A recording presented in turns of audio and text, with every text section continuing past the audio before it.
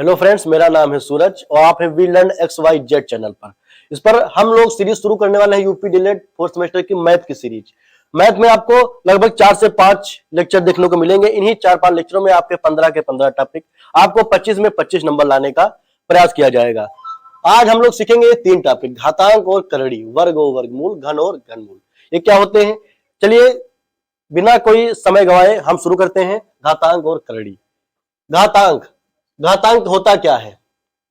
घात का अंक, यानी कि कोई भी संख्या लिखी हुई है, इसकी घात हमने लगा दी 2, तो ये 2 क्या है? ये है घातांक। इसका मतलब क्या होता है? 5 गुणे 5 यानी कि 25। हम इसकी घात 3 लगा दें, यानी कि 5 का गुणा कितनी बार? 5 गुणे 5 गुणे 5 यानी कि 125। ये घातांक, घात का अंक। हमें इसमें गुणा, भाग, जोड़, घटाना सभी सीखना है इन्हीं घातांक और करड़ी से। इस टॉपिक से जितने भी क्वेश्चन आने वाले हैं सभी पर हम थोड़ा थोड़ा प्रकाश डालने का प्रयास करेंगे। चलिए धीरे से अभी हम शुरू करते हैं। घातांक। धीरे धीरे रे मना धीरे ते सब होए और माली सींचे 100 घड़ा रितवावे फल होए। इसका मतलब यही कि हम जब भी किसी भी चीज को धीरे धीरे से सीखने का प्रयास करते हैं, धीरे धीरे से सीखते हैं, तो ये लॉन्ग टर्म तक हमारे मस्तिष्क में ये रहती है। तो इसलिए ये गणित है, जल्दबाजी में हम सीखेंगे, भूल जाएंगे, पेपर में कुछ याद नहीं रह जाएगा। और ये फोर्थ सेमेस्टर, इसमें बैक बहुत लगती है। और ये घातांक, करड़ी, वर्ग, वर्गमूल लगभग 4 से 5 नंबर का ये तीनों टॉपिक हैं। और 4 से 5 25 नंबर में 4 से 5 नंबर बहुत ही ज्यादा अहम हो जाते हैं। जब हमारा पेपर ही 25 नंबर का है और ये 5 नंबर का इन्हीं 3 टॉपिक से पूछा जाना है, तो हमारे लिए 5 नंबर ये बहुत ही आसानी से आपको मिल सकते हैं। हम लोग आज बहुत ही कम समय में ये तीनों टॉपिक सीखेंगे और हम पेपर में 25 में 25 लाने का प्रयास करेंगे। चलिए बाकी सबको मिटाते हुए हम शुरू करते हैं घातांक और करड़ी। पहले घातांक को समझेंगे, फिर इससे रिलेटेड 2-4 क्वेश्चन करेंगे, बस ये टॉपिक क्लियर हो जाएगा। घातांक। अब मान लो हमने लिखा 3, ठीक है, 3 लिखा हमने।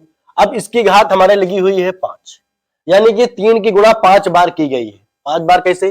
3 गुणे 3 गुणे 3 गुणे 3, 1 2 3 4 और फिर ये 5। 3 गुणे 3 गुणे 3 गुणे 3 गुणे 3, इसको हम लिखते हैं 3 की घात 5। ये घातांक है, घातांक यानी कि 5। यदि इसका हमें मल्टीप्लीकेशन करना हो, ये तो हम इसका आंसर निकाल सकते हैं 3 की गुणा करके। 3 त्रिका 9, 3 27, 3 81, ऐसे निकाल सकते हैं। मगर हम ऐसे नहीं निकालेंगे, हम पहले इसका गुणा भाग, ये तो सबसे आसान है, ये पेपर में पूछा भी नहीं जाता। हम सीखेंगे इसका गुणा भाग, यानी कि यदि हम लिखा हुआ है क्वेश्चन 3 की घात 5 मल्टीप्लाई बाई 3 की घात 6, यानी कि हमें इसका करना है मल्टीप्लाई। हम बचपन से सीखते आ रहे हैं, गुणे में घातें जुड़ती हैं, यानी कि 3 की घात यदि 5 लगी हुई है और 3 की घात ही 6 लगी हुई है, इसका जब हम गुणा करेंगे तो घातें जुड़ेंगी, यानी 5 और 6, यानी कि 3 की घात कितना हो जाएगा? ये 11। 2 चीजें हैं, गुणे में घातें जुड़ेंगी और भाग में घटेंगी। यही अगर इसी जगह पर यदि हम 3 की घात लिखते 11 और भाग करते 3 की घात लिखते कितना? 5, हम ये क्वेश्चन भी लिख सकते हैं। यानी कि लिखा हुआ है 3 की घात 11 बटा 3 की घात 5, ऐसा भी लिखा हो सकता है, ऐसे भी हो सकता है। अब भाग में हम बचपन से सीखते आ रहे हैं कि भाग में घातें घटेंगी, यानी कि हम 11 से 5 घटाएंगे, यानी कि 3 की घात कितना बचेगा? 3 की घात बचेगा 6। 11 से 5 जाएगा, बचेगा 6।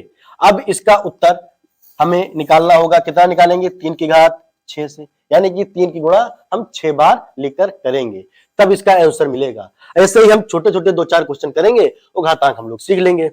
जैसे कि अब एक अच्छा सा क्वेश्चन लिखते हैं जो पेपर में लगभग आता है। शुरू करते हैं, लिखते हैं हम 2 की घात 11 गुणे 2 की घात 5। अब इसका आंसर हमें निकालना है। सबसे छोटा सा क्वेश्चन, आपको दिखने में भी आसान लग रहा होगा, मगर यहां पर बच्चे गलती करते हैं। बच्चे यहां पर गलती करते हैं, यदि हम गुणा कर रहे हैं तो 2 का 2 से गुणा कर देंगे, ये पूरा हम पूरा का पूरा गड़बड़ कर देंगे। ये ऐसा नहीं करना है, हमें सीखना है। हमें बचपन से जो सीखते आ रहे हैं, गुणा में घातें जुड़ेंगी, यानी कि 11 में 5 जुड़ेगा, ये हमें कतई ध्यान रखना है। तो 2 की घात 2 ही हम बेस रहने देंगे और घातें 11 + 5, यानी कि 11 × 5 = 16, 2 की घात 16। लिख देंगे। अब 2 की गुणा 16 बार कर देंगे, हमें आंसर मिल जाएगा। ये तो था घातांक यानी घात के अंक से, ये गुणा था। अब हम ऐसे ही एक छोटा सा क्वेश्चन लेंगे भाग पर, कि भाग में घातें घटेंगी, कैसे घटेंगी। ये गुणा भाग हम तभी करेंगे जब बेस बराबर होंगे, यानी कि 2 की घात 11 है गुणा 2 की घात ही 5 है, तब हम जोड़ेंगे।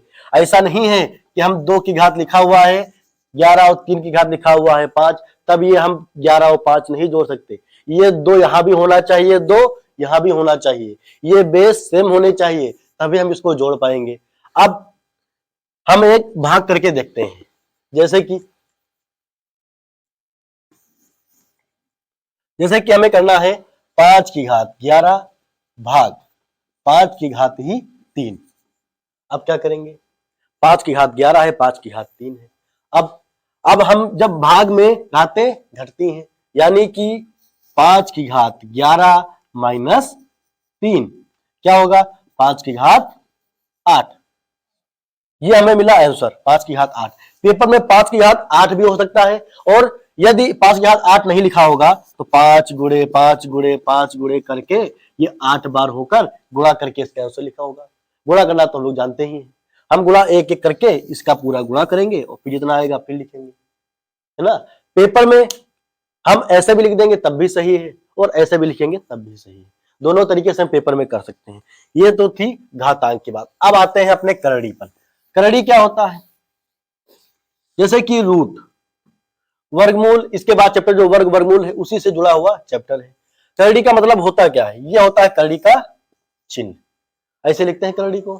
अब करेंगे कैसे, करड़ी के 2-4 नियम होते हैं, जो बेसिक कॉन्सेप्ट के नियम है, 2-4 नियम करड़ी के, पहले वो सीखेंगे। यानी कि अगर ये लिखा हुआ है तो हम इसको कोई भी यदि हम लिखते हैं यहाँ पर ए, यानी कोई ए कोई भी संख्या हो सकती है, कोई भी 1 2 3 4 5 6 7 कोई भी हो सकता है, ठीक। यानी हम ए की घात कितनी लगा दें कि ये करड़ी हटा दें, तो ए की घात 1/n, इसका मतलब भी यही होता है और इसका मतलब भी यही होता है। कैसे, हमने लिखा 5, करड़ी लगा दिया हमने ऐसे, और लिखा 3, ऐसे लिख दिया हमने।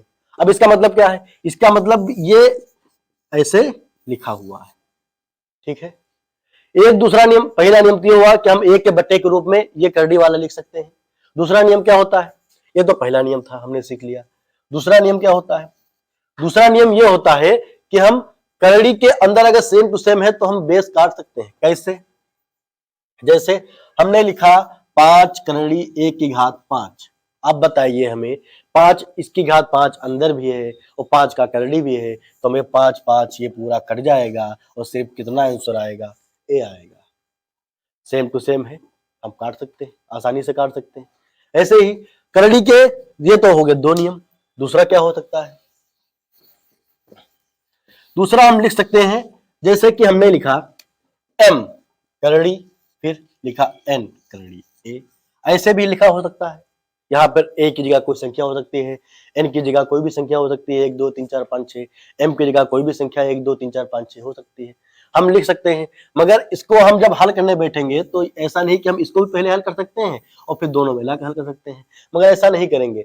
हम इसको मल्टीप्लाई के रूप में भी हो सकता है। कैसे, मल्टीप्लाई कैसे होगा, ऐसे नहीं होगा।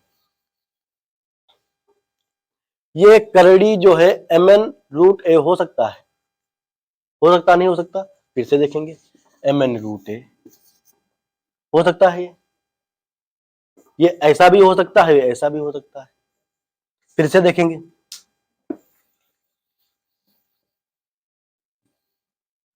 हमने कोई भी लिखा, माना कि लिखा m√a, ऐसे लिखा हुआ है, ये m की जगह पर कोई भी संख्या 2 भी हो सकती है, 2√a 3√a, ये 4√a, कुछ भी हो सकता है, करड़ी का नियम है।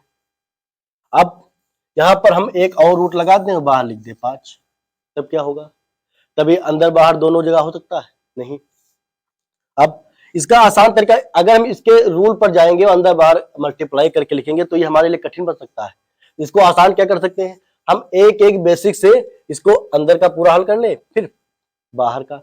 यानी कि कैसे, हमारे पास यदि लिखा होता, मान लो लिखा है 4 2√4, लिखा हुआ है। अब अंदर कितना बचेगा, बाहर फिर रूट लिख गया ऐसे ही।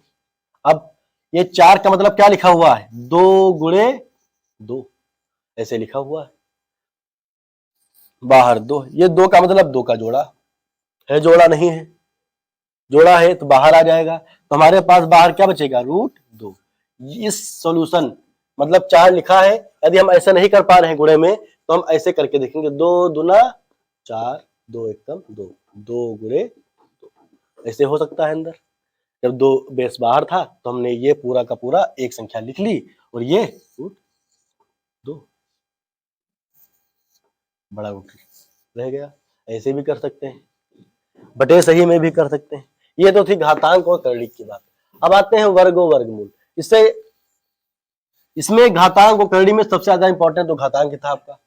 अब आते हैं वर्ग और वर्गमूल। ये होता क्या है, वर्ग, वर्ग से तात्पर्य किसी भी संख्या को उसी भी संख्या से फिर से गुणा कर दे, 5 का स्क्वायर बचा हम 25, इसका वर्गमूल रूट लगा दें, फिर से 5 लिख दें, ये वर्गमूल। जो वर्ग है उसका अपोजिट वर्गमूल है। यानी निकालेंगे कैसे, इसकी विधि होती है, भाग विधि से निकाल सकते हैं, गुणनखंड विधि से निकाल सकते हैं। सबसे आसान आपको जो लगे, दोनों ही आसान है, तो इसलिए पहले हम सीखते हैं गुणनखंड विधि से। मान लो हमें निकालना है, सबसे छोटे से लेकर शुरू करते हैं, मान लो निकालना है 25 का ही निकालना है। अब निकालेंगे इसके गुणनखंड पहले, किससे कटेगा, ये 2 से कटेगा नहीं क्योंकि इकाई का अंक 5 है, 3 से कटेगा नहीं क्योंकि दोनों जोड़कर 5 2 7, 3 से नहीं कट रहा है, 4 से कटेगा नहीं, किससे कटेगा, 5 से काटेंगे, 5 50 25, फिर से 5 से काटेंगे, 5 एकम 5, यानी कि 5 गुणे 5। इसके गुणनखंड 25 के गुणनखंड कितने हुए, 5 गुणे 5। यदि हमसे कहता कि आप 25 का निकालिए वर्गमूल, वर्गमूल निकालिए, तो आप जोड़े में देखेंगे और लिखेंगे सिर्फ एक ही, है ना, जोड़े में 5 गुणे 5 है और लिखेंगे सिर्फ 5 ही, तो 25 का वर्गमूल कितना हुआ, 5 हुआ। हम फिर से देखते हैं, ये 25 का छोड़कर दूसरा करके देखते हैं।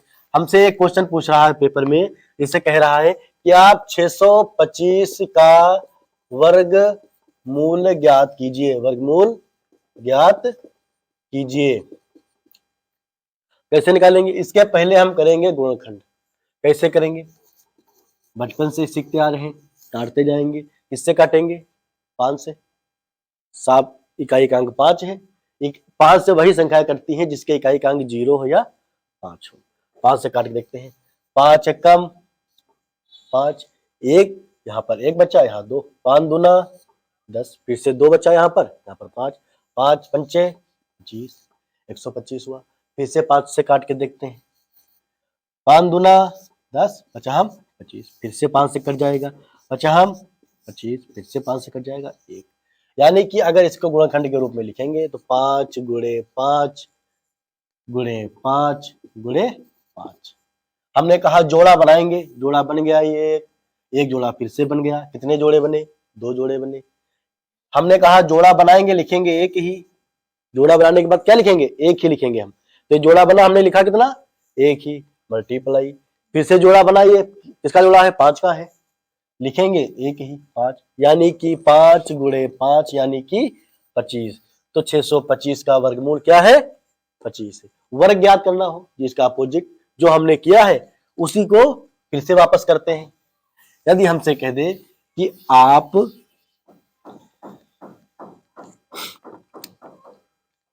50 का वर्ग ज्ञात कीजिए, वर्गमूल नहीं कह रहा है, इस बार कह रहा है कि वर्ग ज्ञात कीजिए। वर्ग कैसे ज्ञात करेंगे, यानी कि वो आपसे कह रहा है 50 की घात 2, जो घातांक घात 2, वर्ग ज्ञात कीजिए। वर्ग करेंगे कैसे, 50 गुणे 50। पहली विधि तो ये है कि हम 0 0 है, 2 0 है, 2 0 पहले ही लिख ले हम, 50 25 2500 हो गया। या फिर आप जो बचपन से सीखते आ रहे हैं बेसिक विधि से लगाएं, ऐसे करें 0 0 0 0, फिर एक क्रॉस लगाएंगे, 5 0 जा 0, फिर 5 5 जा 25, तब भी इतना ही आएगा 2500। ऐसे भी आ रहा है, 2 0 है, हमने 2 0 लिख लिया, तो 25 लिख लिया। इसका वर्ग 50 का वर्ग क्या हो गया, 2500। फिर से निकालते हैं, किसी दूसरे का देखते हैं, अब हम निकालेंगे, कोई भी संख्या ले लें, हम जैसे ले रहे हैं फिर से 20 का वर्ग ज्ञात कीजिए। क्या ज्ञात करना है? वर्ग ज्ञात कीजिए। अब इसका वर्ग फिर से ज्ञात करेंगे, कैसे? 20 का वर्ग से तात्पर्य क्या है? 20 का ऐसे, यानी कि 2 बार करना है इसका गुणा कीजिए। 20 गुणे 20, हमने जैसा बताया। कितने जीरो हैं? 2 जीरो हैं, पहले ही लगा लेंगे हम। फिर 2 दूना 4, 400। बेसिक विधि क्या है? हम जैसे बचपन से करते आ रहे हैं, ऐसे मल्टीप्लाई करेंगे, 0 0, फिर मल्टीप्लाई, 2 0 से 0, 2 दूना 4, कितना हुआ?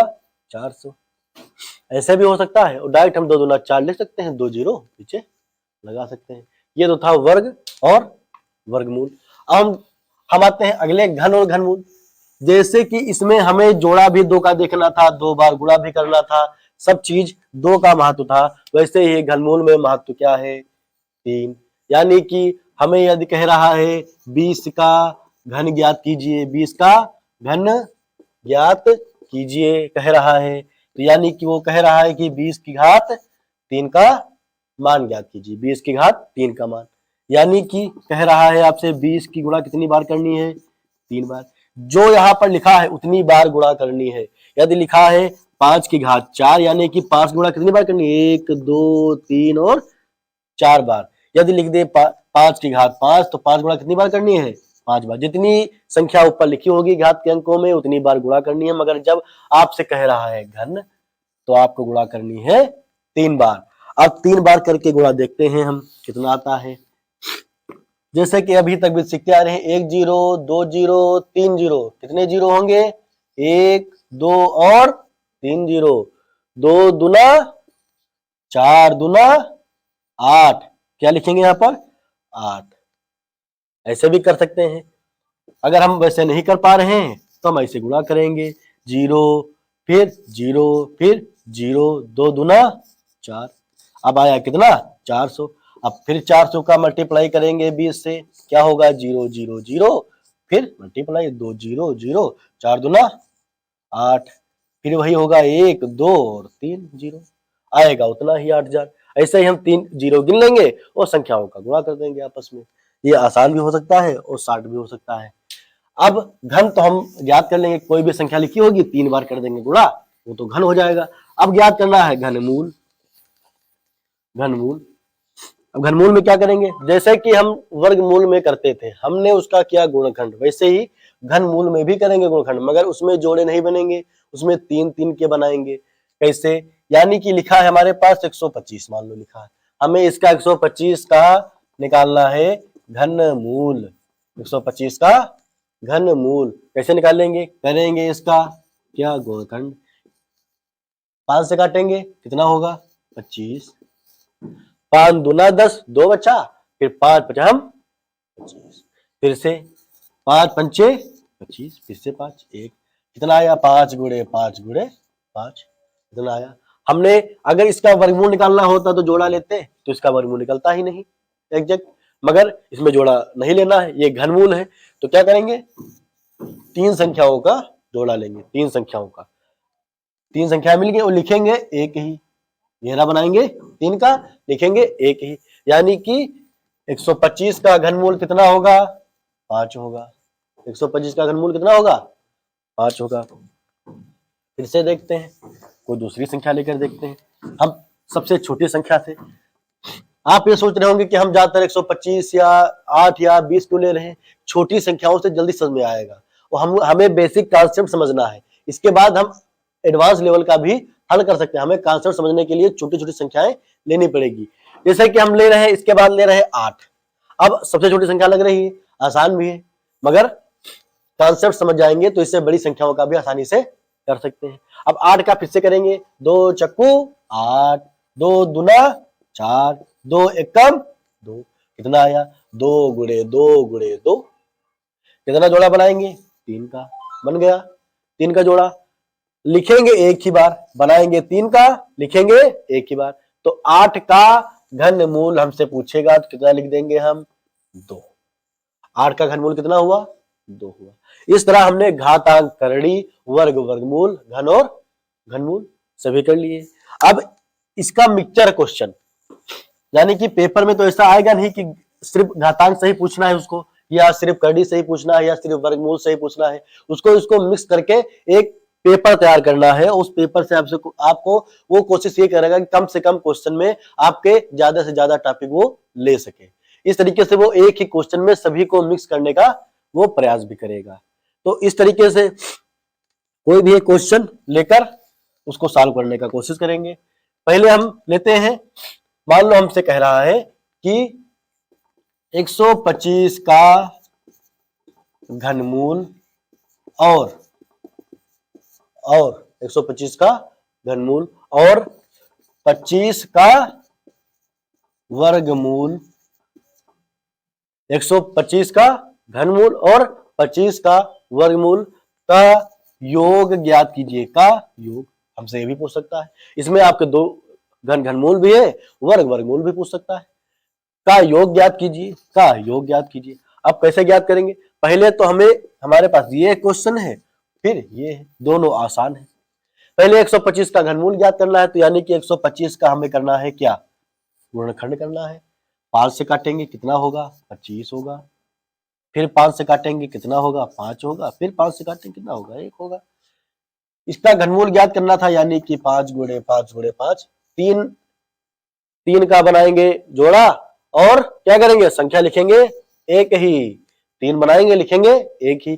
तो इसका 125 का घनमूल तो हमें ज्ञात हो गया, कितना है? 5। 25 का वर्गमूल ऐसे ही मिटा दिया ऊपर का, कितना बचा? 5 गुणे 5, 5 गुणे 5। ये अब बनाएंगे इसका जोड़ा और लिखेंगे एक ही बात। क्या लिखा? 5। ये भी कितना हुआ? 25 का वर्गमूल कितना हुआ? 5। अब हमसे पूछ रहा है योग, तो हम जोड़ देंगे। 5 5 10। ऐसे कोई भी क्वेश्चंस आ सकते हैं। हम कोशिश ये करेंगे कि पहले के सभी 15 टॉपिक के आपको बेसिक बता दें, उसके बाद आपको हम प्रैक्टिस भी करवाएंगे, उसको सॉल्व भी करवाएंगे। आज हमारी कोशिश ये थी कि हमें ऊपर की थोड़ी जानकारी हमने ले लिया है। इसके बाद नेक्स्ट लेक्चर में सारे टॉपिक 3 टॉपिक फिर लेंगे। इसी तरीके से 3-4 टॉपिक में बेसिक बता देंगे। उसके बाद कोशिश करेंगे कि आपको प्रैक्टिस जो प्रीवियस ईयर के क्वेश्चंस हैं और जो सीरीज है वो हल कराएं। आज के लिए धन्यवाद। और हमारे चैनल वी लर्न XYZ को सब्सक्राइब करें, लाइक करें और ज्यादा से ज्यादा लोगों तक पहुंचाएं। धन्यवाद।